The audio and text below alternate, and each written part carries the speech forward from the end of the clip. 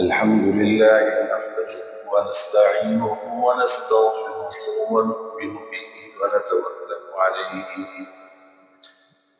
ونعوذ بالله من شرور أنفسنا ومن سيئات أعمالنا من يهده الله فلا مضل له ومن يضلل فلا هادي له ونشهد أن لا إله إلا الله ونشهد أن سيدنا وسندنا وحبيبنا ومولانا محمدا عبده ورسوله صلى الله تعالى عليه وعلى آله وصحبه أجمعين اما بعد برادران عزیز بزرگان محترم، پچھلے کئی دنوں سے اولاد کی تربیت پر گفتگو چل رہی ہے۔ پچھلے جمعے میں نے عرض کیا تھا کہ اللہ تعالیٰ اولاد کی نعمت عطا فرمائے، چاہے بیٹے کی شکل میں عطا ہو یا بیٹی کی شکل میں عطا ہو، یہ دونوں اللہ کی بہت بڑی نعمت ہے۔ دونوں نعمتیں، بیٹیاں خاص طور پہ اللہ کی رحمتیں متوجہ کرنے کا ذریعہ بنتی ہیں، اس لیے محبت میں، تعلیم و تربیت میں بیٹے اور بیٹیوں میں فرق نہیں کرنا چاہیے۔ میں نے عرض کیا تھا کہ مرنے کے بعد آپ جو کچھ چھوڑ کے جائیں گے وہ آپ کے ورثہ میں، یعنی آپ کی اہلیہ، آپ کے بیٹے، آپ کی بیٹی، آپ کے ماں باپ میں شریعت کا جو حکم ہے اس کے مطابق آپ کا سارا مال و جائیداد تقسیم ہوگا۔ وہ شریعت نے اسے مقرر کی ہے سورہ نساء میں، اس کے مطابق تقسیم ہوگی۔ لیکن زندگی میں اگر آپ اپنے بچوں کو کچھ دے رہے ہیں تو اس پہ برابری کرنی چاہیے، اس پہ فرق نہیں کرنا چاہیے۔ یہ جو ہے نا کہ میراث میں لڑکے کا حصہ دگنا ہے لڑکی کے مقابلے میں، تو یہ میراث کا حکم ہے۔ میراث کا حکم کا مطلب یہ کہ آپ کے مرنے کے بعد جو کچھ آپ چھوڑیں گے اس میں یہ حکم ہے۔ زندگی میں انسان اگر اپنی اولاد کو کچھ دے تو اس میں برابری کرنی چاہیے، لڑکے اور لڑکیوں میں فرق نہیں کرنا چاہیے، الا یہ کہ کوئی اس کی معقول وجہ ہو فرق کرنے کی۔ مثلا معقول وجہ یہ کہ ایک بچہ مالی لحاظ سے کمزور ہے، دوسرے بچے مالی لحاظ سے مستحکم ہیں، تو ٹھیک ہے، آپ اس وجہ سے فرق کرتے ہیں تو بات سمجھ میں آتی ہے۔ یا ایک آپ کی خدمت کرتا ہے، دوسرا جا کے امریکہ کینیڈا بیٹھ گیا، تو ظاہر ہے جو آپ کی خدمت کر رہا ہے آپ اس کو دوسرے کے مقابلے میں ترجیح دیں گے جو مڑ کر آپ کو پوچھتا بھی نہیں۔ اگر اس طرح کی کوئی بات نہیں ہے تو عام حالات میں لڑکے اور لڑکیوں میں فرق نہیں کرنا چاہیے، برابری کرنی چاہیے، گفٹ میں، ہدیے میں، لینے دینے میں برابری ہونی چاہیے۔ جب اللہ اولاد نصیب فرمائے تو سب سے پہلا کام اولاد کی پیدائش کے بعد اذان ہے، سب سے پہلا سنت کام۔ اب میں آگے کچھ چیزیں ذکر کر رہا ہوں جو پیدائش کے بعد جناب نبی کریم صلی اللہ علیہ وسلم کی سنتیں ہیں، میں وہ عرض کر رہا ہوں۔ سب سے پہلی سنت اذان ہے کہ بچہ پیدا ہو تو گود میں لے، قبلہ رخ ہو کر، یعنی آپ قبلہ رخ ہو اور بچے کے دائیں کان میں اذان دیں اور بائیں کان میں اقامت دیں۔ جناب نبی کریم صلی اللہ علیہ وسلم نے حضرت حسن کو، اپنے نواسے حضرت حسن کو گود میں لے کر دائیں کان میں اذان دی اور بائیں کان میں اقامت کی۔ تو یہ سنت ہے، بس ایک مرتبہ کہنا سنت ہے، 3 مرتبہ، 4 مرتبہ، 7 مرتبہ کہنے کی کوئی ضرورت نہیں ہے۔ ایک مرتبہ سیدھے کان میں اذان دیجیے اور ایک مرتبہ الٹے کان میں اقامت کے الفاظ کہیں۔ اب لوگ اس کہتے ہیں کہ جی یہ بچہ ہے چھوٹا سا ہے، ابھی تو پیدا ہوا، تو کیا فائدہ ہے اس کا؟ تو بھائی بات یہ ہے کہ جب حضور اکرم صلی اللہ علیہ وسلم کی سنت ہے تو مجھے فائدہ نہ بھی معلوم ہو تو بھی میں عمل کروں۔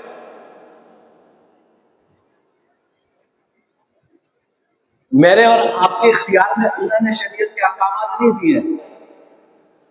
وَرَبُّكَ يَخْلُقُ مَا يَشَاءُ وَيَخْتَارُ، سورہ قصص میں باری تعالیٰ فرماتے ہیں کہ وَرَبُّكَ يَخْلُقُ مَا يَشَاءُ وَيَخْتَارُ، تمہارا رب جو چاہتا ہے پیدا کرتا ہے، اور جو شرعی حکم چاہتا ہے تمہارا رب وہ نافذ کرتا ہے۔ تم کون ہوتے ہو پوچھنے والے کہ یہ کیوں ہے اور یہ کیوں نہیں؟ مجھے آپ کو کوئی حق نہیں ہے۔ میں اپنے ڈرائیور سے کہوں کہ جاؤ ذرا 1 کلو گوشت لے کر آ جاؤ، وہ مجھ سے پوچھے کہ جناب 1 کلو کیوں، آدھا کلو کیوں نہیں؟ میں کہوں کہ اچھا بھائی مہمان آ رہے ہیں، تو کہے کہ جی یہ کام تو سر 1.5 پاؤ میں بھی ہو سکتا ہے، آپ 1 کلو کیوں منگوا لیں؟ تو میں اس کو اجازت دوں گا اس کی کہ مجھ سے سوال و جواب کرے کہ جی میں جانے سے پہلے پوچھے مجھ سے کہ جاؤ آپ گوشت کیوں منگوا لیں، اچھا 1 کلو کیوں منگوا لیں، 1 کلو سے کم یا زیادہ کیوں نہیں منگوا لیں؟ ہم اور آپ اپنے ملازم کو اس کی اجازت نہیں دیتے، تو مجھے اور آپ کو کیا اللہ تعالیٰ کے سامنے یہ حق ہے کہ میں پوچھوں کہ اللہ تعالیٰ یہ حکم کیوں دے رہے؟ اللہ کے رسول نے یہ سنت بیان کی ہے تو کیوں کی ہے؟ مجھے اور آپ کو کیا حق ہے؟ ہم غلام ہیں اللہ کے، لہذا جو اللہ اس کے رسول کا حکم ہے وہ ہمارے لیے سراب ہوگا۔ جناب نبی کریم صلی اللہ علیہ وسلم کی سنت، اس لیے اور اب آپ وجہ اگر پوچھیں تو اس میں علماء نے اس کی بڑی مصلحتیں لکھی ہے کہ پیدا ہوتے ہی کان میں اللہ کی کبریائی کی آواز گونجے بچے، اور یہ جو کبریائی کی آواز پیدا ہوتے ہی کانوں میں گونجتی ہے، اس کے اپنے اثرات ہوتے ہیں۔ یہ آپ کے دل میں ایمان کا بیج بویا جا رہا ہے، آپ کو پتہ نہیں ہے لیکن آپ کے دل میں ایمان کا بیج بویا جا رہا ہے، آپ کے کانوں میں اللہ کی کبریائی کی آوازیں بلند کی جا رہی ہے، انشاءاللہ یہ بیج اپنا اثر دکھائے۔ اللہ ایمان کی دولت نصیب فرمائے۔ بھائی سورہ اعراف میں 9 پارے میں اللہ تعالیٰ نے بڑی تفصیل سے عہد الست کا ذکر فرمایا۔ وَإِذْ أَخَذَ رَبُّكَ مِنْ بَنِي آدَمَ مِنْ ظُهُورِهِمْ ذُرِّيَّتَهُمْ، وہ وقت یاد کرو جب تمہارے رب نے آدم کی پشت سے اس کی ساری ذریتوں کو نکالا، وَأَشْهَدَهُمْ عَلَىٰ أَنفُسِهِمْ، اور ان کو گواہ بنایا۔ کس بات پہ گواہ بنایا؟ أَلَسْتُ بِرَبِّكُمْ، اس بات پہ گواہ بنایا کہ میں تمہارا رب ہوں، اس بات پہ گواہ بنایا میں تمہارا رب ہوں۔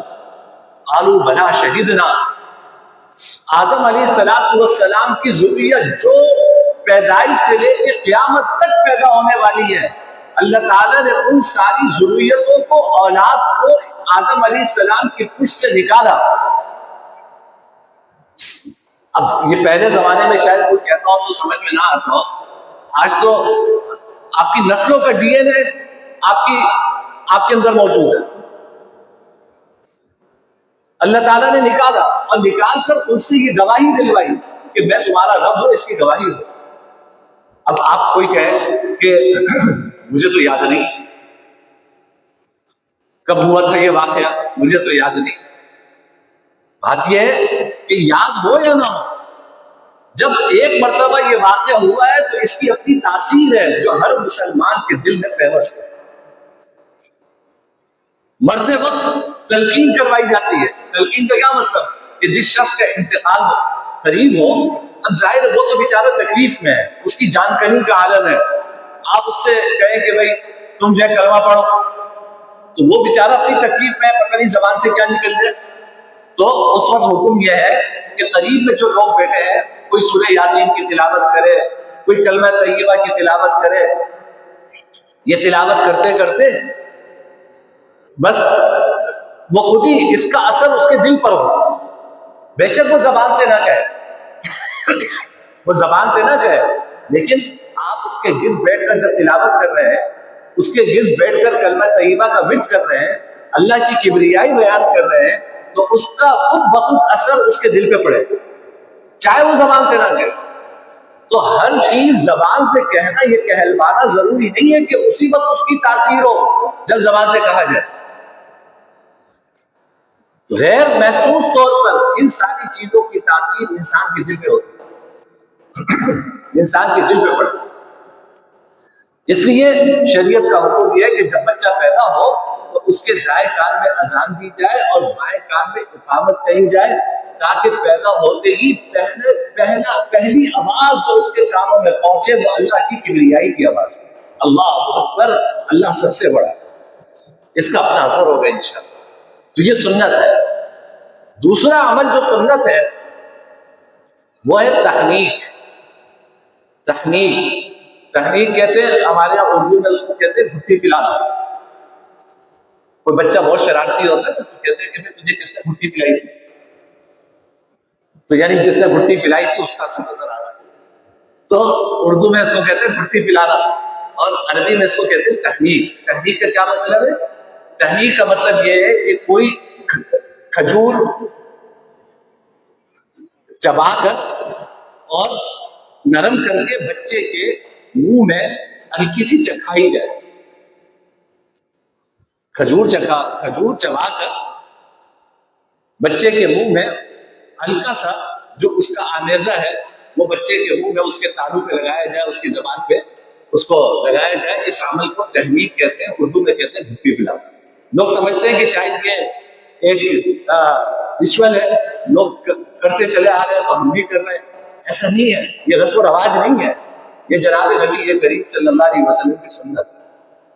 حضرت انس رضی اللہ تعالیٰ عنہ کہتے ہیں کہ میرا بھائی پیدا ہوا تو حضرت ابو طلحہ نے میری گود میں وہ بچہ دیا اور کہا کہ حضور کے پاس لے جاؤ۔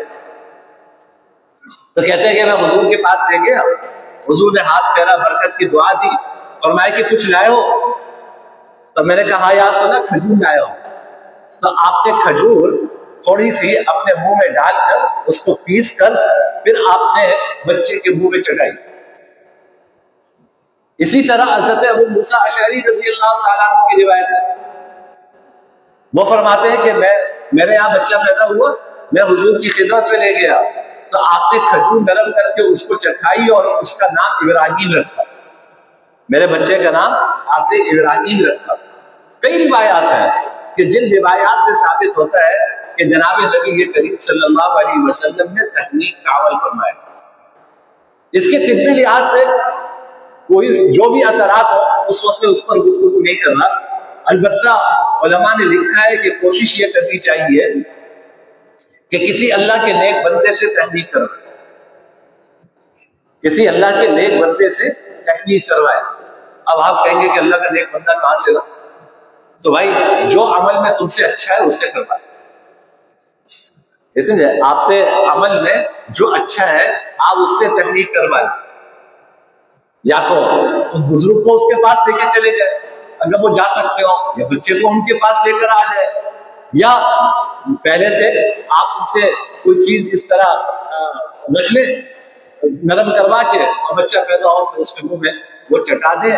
اس عمل کو تحنیک کہتے ہیں اور یہ سنت ہے، اور جس شخص کا لعاب اس بچے کے منہ میں پہلی مرتبہ جائے گا اس کی بھی اپنی تاثیر ہو، اس کی بھی اپنی تاثیر ہو۔ تو اس لیے پیدائش کے بعد پہلا کام ہے اذان و اقامت کہنا، اور دوسرا کام ہے تحنیک۔ تحنیک کا مطلب یہ کہ کوئی کھجور نرم کر کے بچے کے منہ میں، اپنے جو تحنیک کروانے والا ہے وہ اپنے منہ میں ڈالے اور اس کو نرم کر کے چھوٹا سا حصہ یا معمولی سا حصہ بچے کو چکھایا جائے، اس کو تحنیک کہتے ہیں۔ یہ تو دو کام ہیں جو بچے کی پیدائش کے فوراً بعد کرنے کے۔ تیسرا کام ہے بچے کا نام رکھنا۔ نام فوراً بھی رکھ سکتے ہیں اور کوشش کرنی چاہیے کہ 7 دن سے پہلے نام رکھیں۔ وجہ یہ کہ 7ویں دن بچے کا عقیقہ ہو، تو سنت یہ ہے کہ عقیقہ بچے کے نام سے کیا جائے، تو 7ویں دن سے پہلے بچے کا نام رکھ لیا جائے۔ اب نام کے حوالے سے شریعت کیا کہتی ہے؟ دیکھو بات یہ ہے کہ نام ایسا رکھنا چاہیے جو اچھا ہو اور اس کے معنی بھی اچھے ہو، تلفظ بھی آسان ہو اور اس کے معنی بھی اچھے ہوں، ایسا نام رکھنا چاہیے۔ میں تو جب بھی مجھ سے کوئی پوچھتا ہے میں تو کہتا ہوں کہ بھائی پورا قرآن کریم بھرا ہوا ہے حضرات انبیاء کرام کے نام ہے، احادیث میں حضرات صحابہ کرام کے نام ہے، حضرات صحابیات کے نام ہے، آپ ان ناموں میں سے کوئی نام رکھو۔ لیکن مشکل یہ ہے کہ ہمارے یہاں کہتے ہیں کہ نام جو ہے نا وہ انتہائی یونیک ہونا چاہیے، یعنی ایسا نام ہونا چاہیے کہ جو کبھی کسی نے سنا ہو۔ آپ 10 نام بتاؤ، اول تو خاندانی ماشاءاللہ اتنا بڑا ہے، وہ کہتے ہیں کہ جی یہ تو بھائی کی بیٹی کا ہے، وہ نام بتاؤ تو کہتے ہیں یہ تو بہن کی بیٹی کا ہے، فلاں نام بتاؤ تو یہ تو خالہ ذات کا ہے، فلاں نام بتاؤ تو یہ پھوپھی ذات کا ہے۔ تو بھائی آپ کے خاندان میں کوئی نام چھوڑا ہے جو آدمی نام بتائے آپ کو ایسا نام کہ جو کسی کا نام، اس کی کیا ضرورت ہے کہ خاندان میں ایک نام کے 2 لوگ نہیں ہو سکتے؟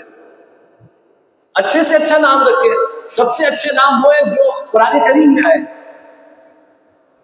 انبیاء کرام کے نام آئے، اللہ کے نیک بندوں کے نام آئے ہیں، احادیث میں حضرات صحابہ کرام کے نام آئے ہیں، حضرات صحابیات کے نام آئے ہیں۔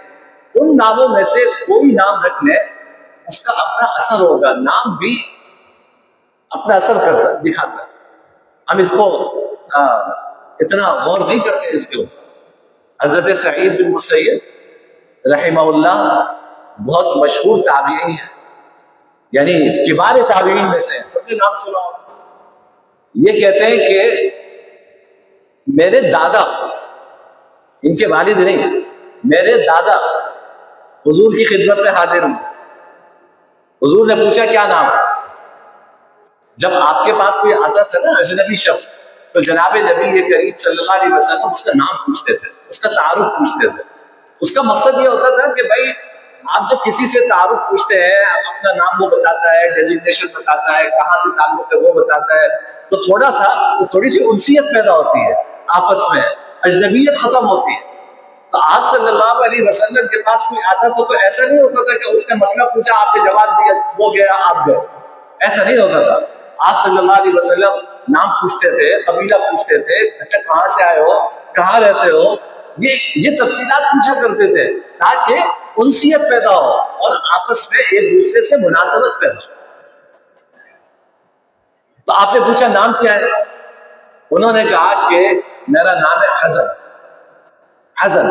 حزن عربی میں کہتے ہیں سختی کو، عربی میں حزن کہتے ہیں سختی کو۔ تو آپ صلی اللہ علیہ وسلم فرمایا کہ بھئی یہ کوئی اچھا نام نہیں ہے، آپ نام بدل دیا کرتے ہو۔ آپ نے بھائی اچھا نام نہیں، تم اپنا نام تبدیل کرو۔ تو یہ بھی دیہاتی تھے، انہوں نے کہا کہ میرے اما ابا نے جو نام رکھا ہے میں وہ نام نہیں بدل سکتا، میرے اما ابا نے جو نام رکھا ہے میں وہ نام بدل نہیں سکتا۔ آپ نے کہا چلو کوئی بات نہیں۔ حضرت سعید بن مسیب کہتے ہیں کہ میرے دادا کو حضور نے کہا تھا نام تبدیل کرو، انہوں نے نہیں کیا۔ آج تک ہمارے خاندان میں یہ سختی چلی آ رہی ہے، ہمارے خاندان کے مزاج میں سختی چلی آ رہی ہے دادا کے زمانے سے۔ عام طور پہ جن کا نام حسن ہوتا تھا، ابو میں یہ نام مشہور تھا، تو جناب نبی کریم ان کا نام بدل کے، جناب نبی کریم صلی اللہ علیہ وسلم وہ نام بدل کے سہل نام رکھتے تھے۔ سہل، حزن کے معنی سخت اور سہل کے معنی نرم، تو آپ صلی اللہ علیہ وسلم حزن کے بجائے سہل نام رکھا کرتے تھے۔ تو انہوں نے کہا کہ نہیں، میرے اما ابا نے نام رکھا ہے تو میں یہ نام کی تبدیل کروں۔ یہ غلط تصور ہے بھائی، اما ابا کو علم نہیں تھا، انہوں نے رکھ دیا نام۔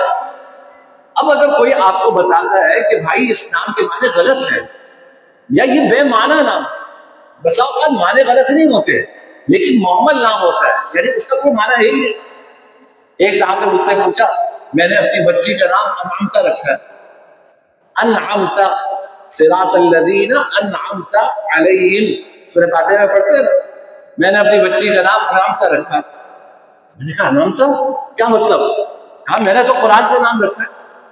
اچھا، میں نے کہا کیسے رکھا؟ کہا کہ میں نے قرآن کھولا، سورہ فاتحہ کھولی، اس میں انعمتا لکھا ہوا ہے تو بس مجھے پسند آ گیا، میں نے وہ رکھ لیا، قرآن سے نام رکھا۔ لگے بندے قرآن میں تو شیطان بھی ہے، ابلیس بھی ہے، تو کہیں سے اگر کھلے گا اور ابلیس لکھا ہوا ہوگا تو تم وہ رکھ لو گے، قرآن کا نام رکھا ہے۔ فرعون بھی ہے، حامان بھی ہے، قارون بھی ہے قرآن کریم میں۔ یہ کیا بات ہے؟ قرآن کے نام رکھنے کی چیز ہے؟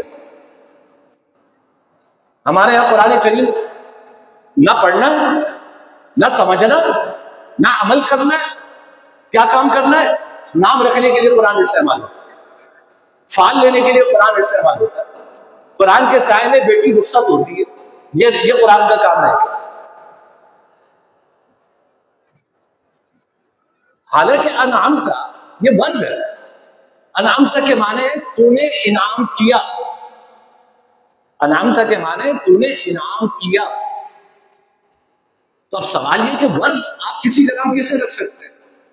میں کہوں تم گیا، تم آیا، یہ نام رکھ دو، تو جس طرح اردو میں آپ اگر یہ نام رکھیں تو برا لگتا ہے نا کہ وہ آیا، وہ گیا، وہ آ رہی ہے، وہ جا رہی ہے، تو اردو میں برا لگتا ہے، تو یہی عربی میں آپ اگر رکھیں تو وہ اچھا کیسے ہوگی؟ نام جو ہے وہ تو ناؤن ہوتا ہے، ورب نہیں ہوتا۔ تو آپ نے جو ہے وہ انعام تھا، آپ کو ایک ورب مل گیا، آپ نے لے کے بچی کا نام رکھ دیا اور کہتے ہیں جی میں نے قرآن سے نام رکھا۔ میرے بھائی ان جھنجھٹوں میں پڑھنے کی کیا ضرورت ہے؟ جناب نبی کریم صلی اللہ علیہ وسلم بہت اہتمام فرماتے تھے۔ اب دیکھو اس سے اچھی کوئی بات ہوگی؟ حضور نے اپنے نوازوں کا نام تو خود ہی رکھا ہوگا، اپنی بیٹیوں کا نام خود ہی رکھا ہوگا، تو ایسے نام جو حضور نے خود رکھے آپ کو ان میں سے کوئی نام نہیں پسند آ رہا ہے؟ حضور نے فرمایا کہ احب الاسماء الی اللہ عبد اللہ و عبد الرحمن، آپ نے فرمایا کہ اللہ کو سب سے پسندیدہ نام، اللہ تعالیٰ کو سب سے محبوب نام عبداللہ اور عبد الرحمن ہے۔ سب سے محبوب نام اللہ کے لیے، اللہ تعالیٰ کو سب سے پسندیدہ نام عبداللہ اور عبد الرحمن ہے، حضور نے فرمایا۔ ایک بچی آئی، اس کا نام تھا آسیہ، آسیہ۔ اب آسیہ کے معنی ہے عربی میں گناہ کرنے والی، گناہ کرنے والی۔ آپ نے فرمایا نہیں، جیسے ہم لوگ تواضعاً کہتے تھے نا، میں گناہ گار، میں حقیر، فقیر، پرتقصیر، خطا کار، سیاہ کار، تو تواضع میں نام رکھ لیا ہوگا آسیہ۔ تو حضور نے فرمایا نا، آسیہ کیا مطلب؟ یعنی ابھی سے تمہیں پتا ہے کہ تم اللہ کی نافرمانی کرو گی؟ نہیں، آپ نے فرمایا کہ بچی کا نام بدل کے جمیلہ رکھو، بچی کا نام بدل کے جمیلہ رکھو۔ آپ نے جمیلہ نام رکھا، نام تبدیل فرما دیا۔ تو ہمیشہ نام ایسا ہونا چاہیے، اول تو وہ نام ہو جو سرٹیفائیڈ بائی رسول اللہ صلی اللہ علیہ وسلم، اس کے علاوہ کیا چاہیے آپ کو؟ وہ نام جو حضور نے اپنی بیٹیوں کا رکھا، اپنے صاحبزادوں کا رکھا، اور اپنے نواسوں کا رکھا، اپنی نواسیوں کا رکھا، اپنے صحابہ کیا آپ نے وہ نام پسند فرمایا، اپنی صحابیات کے لیے وہ نام پسند فرمایا، ہمیں ان ناموں میں سے کوئی نام اختیار کرنا چاہیے۔ آپ حضرات ہمارے حضور کی جو صاحبزادی ہیں ان میں سے کسی کا نام رکھیں، ہماری امہات المومنین ہیں ان میں سے کسی کا نام رکھیں، اللہ انشاءاللہ اس کی برکات بھی نصیب فرمائیں، اس کی برکات نصیب فرمائیں۔ آج مختلف فنکار اور فنکاراؤں کے نام پر بچوں کے نام رکھے جاتے ہیں۔ کیا آپ یہ چاہتے ہیں کہ آپ کا بچہ بھی بڑے ہو کر اسی طرح ناچے؟ آپ نے کسی فنکارہ کے نام پہ اپنی بچی کا نام رکھا تو کیا مطلب؟ آپ یہ چاہتے ہیں کہ بڑے ہو کر آپ کی بچی بھی اسی طرح مارکیٹ کی پروڈکٹ بنے گا؟ اللہ کے بندو، کون باپ اپنی بچی کے بارے میں یہ چاہتا ہے؟ اللہ یہ کہ شرافت نہ ہو تو وہ الگ بات ہے، لیکن شریف خاندان کا کون سا انسان یہ چاہتا ہے کہ میری بچی بازار کی جنس بنے، بازار کی کموڈٹی بنے؟ تو آپ اس کا نام جو ہے وہ فنکاراؤں کے نام پہ رکھ رہے ہیں، اپنے بچوں کا نام اداکاروں کے نام پہ رکھ رہے ہیں، تو اس کا مطلب ہے کہ آپ انہیں کو آئیڈیل سمجھتے ہیں، تو پھر آپ کے بچوں میں اثر بھی انہیں کا ہے۔ نام آپ نے رکھا اداکار کا، نام رکھا آپ نے فنکارہ کا، اور چاہتے ہیں کہ میری بچی وقت کی رابعہ بصریہ بنے، بیٹا وقت کا جنید بغدادی بنے، شبلی نعمانی بنے۔ ارے بھائی، جب تم نے پہلے دن سے تمہاری نیت ہی یہ ہے تو پھر اللہ تعالیٰ تمہارے ساتھ معاملہ بھی تمہاری نیت کے مطابق کرے کہ تم نے کس کو آئیڈیل بنایا۔ ہمارے لیے جناب نبی کریم صلی اللہ علیہ وسلم، حضور کے صحابہ، حضور کی صحابیات، ان سے بڑھ کر ہمارے لیے کوئی آئیڈیل نہیں۔ ہمیں ان میں سے کسی کا نام پسند کرنا چاہیے. تو خلاصہ میری گفتگو کا یہ ہے کہ بھائی تیسرا پہلا کام کیا ہوا؟ بچے کے کان میں اذان اور اقامت کہنا، یہ کام فوراً کرنا ہے. دوسرا کام ہوا تحنیک. تحنیک کا مطلب میں نے آپ سے عرض کیا کہ کسی بزرگ سے کھجور چبوا کر معمولی سا اس کا حصہ تھوڑا سا وہ بچے کے منہ میں آپ چٹا دیں. یہ سنت سے ثابت ہے. جناب نبی کریم صلی اللہ علیہ وسلم سے کئی حدیثوں سے ثابت ہے کہ آپ نے تحنیک کا عمل فرمایا، جس کو ہم اردو میں کہتے ہیں گھٹی پلانا. کہتے ہیں نا کہ اس کی گھٹی میں یہ بات ہے، اردو میں کہتے ہیں نا اس کی گھٹی میں یہ پڑا ہوا ہے. کیا مطلب گھٹی میں پڑا ہوا ہے؟ کہ بچپن میں جب منہ پہ کوئی چیز چٹائی تھی اس وقت سے اس کے اندر یہ عادت ہے. تو کسی اللہ والے سے گھٹی پلوائیں گے اور تحریک کروائیں گے تو اللہ تعالیٰ اس کے اثرات بھی عطا فرمائیں گے. اور تیسرا کام میں نے عرض کیا کہ تیسرا کام ہے بچے کا نام رکھنا. یہ فوراً رکھنا تو ضروری نہیں ہے، لیکن 7ویں دن سے پہلے نام فائنل کر لینا چاہیے.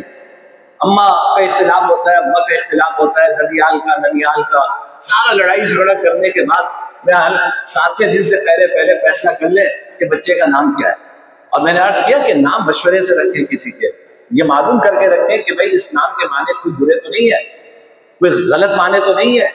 اور سب سے بہتر یہ ہے کہ حضرات صحابہ کرام، حضرات صحابیات، ہماری امہات المومنین، حضور کی بنات مطہرات، حضور کے لڑکوں میں سے، ان میں سے یہ سارے وہ نام ہیں جو حضور کی نظر سے گزرے ہیں یا حضور نے خود رکھے ہیں. ان میں سے کوئی نام ہم اپنے بچوں کا رکھیں تو اللہ تعالیٰ کی ذات سے امید ہے کہ اللہ تعالیٰ اس کی برکات بھی ہمارے بچوں کو نصیب فرمائیں گے. وآخر دعوانا الحمدللہ.